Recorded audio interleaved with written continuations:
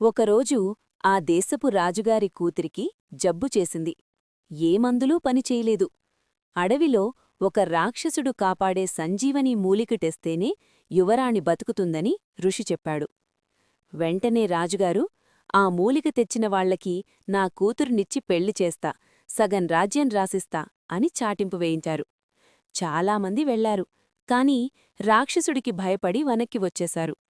ఈ విషయం చారికి తెలిసింది. వెంటనే పరిగెత్తుకుంటూ ఇంటికి వెళ్ళాడు.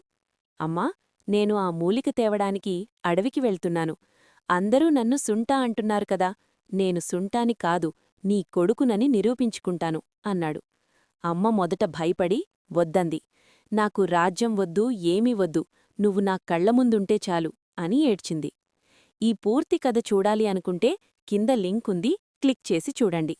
అలానే ఇలాంటి మరిన్ని కథల కోసం ఛానల్ని సబ్స్క్రైబ్ చేసుకోండి.